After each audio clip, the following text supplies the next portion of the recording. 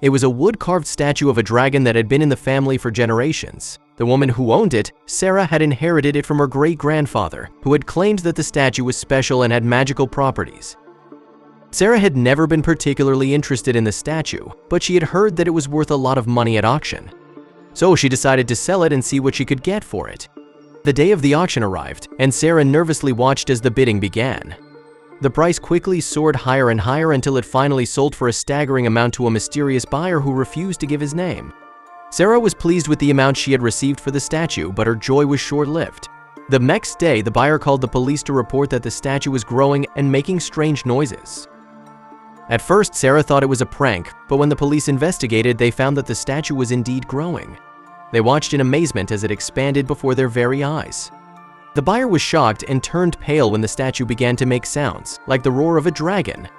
It was a terrifying sound that echoed throughout the house. The buyer quickly realized that he had made a mistake and begged Sarah to take the statue back, but she refused, and the buyer was stuck with the growing, roaring statue.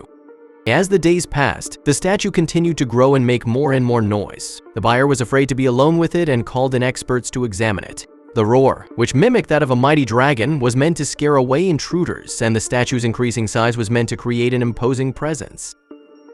However, the scroll also revealed that there was a way to stop the statue from growing. The key was a specific phrase that had been passed down through the generations, a phrase that only the rightful owner of the statue, the buyer, desperate to end the nightmare he had unwittingly brought into his home, contacted Sarah again. This time, his voice was tinged with both fear and regret. He pleaded with her to come to his home and say the phrase. At first, Sarah hesitated. The statue had caused her family so much trouble, and she wasn't sure she wanted anything more to do with it. But curiosity, and perhaps a lingering sense of responsibility, eventually won her over. She agreed to help, but on the condition that the statue would be returned to her possession afterward. The buyer, having no other choice, reluctantly agreed. When Sarah arrived at the buyer's grand mansion, she could hear the ominous roars of the dragon statue even before she entered the house. The once beautiful home now felt cold and foreboding, as if the statue's presence had driven away any warmth and comfort. Inside, the statue had grown so large that it nearly touched the ceiling. Its eyes seemed to glow with a fiery light. The air around it felt charged with energy, and Sarah could sense the ancient magic at work. Standing before the towering figure, Sarah took a deep breath and reached into the depths of her memory. Her great-grandfather had told her stories when she was young, tales of dragons, courage, and the words of power that could tame the mighty beasts. And though she had dismissed them as nothing more than bedtime stories, the words had remained with her. Now, she whispered the phrase softly, hesitantly at first, then louder, with conviction. By the strength of the old, by the bond of blood I command thee, return to thy form, be still. But then, slowly, the statue began to shrink. The glowing eyes dimmed, and the roars faded to a soft rumble before disappearing altogether. Within minutes, the statue had returned to its original size, no larger than a foot tall, its surface smooth and cold, as if nothing had ever happened. Relief flooded the room. The buyer, pale and visibly shaken, thanked Sarah profusely.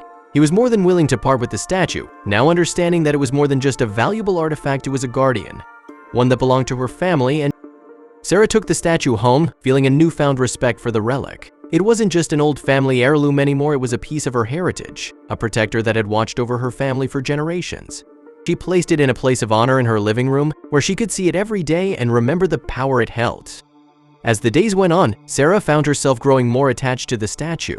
She began to research her great-grandfather's life, uncovering stories of how he had used the statue's power to protect the family during times of crisis. The more she learned, the more she realized that the statue's magic was not just a thing of the past, but something that could still be a force for good in her life.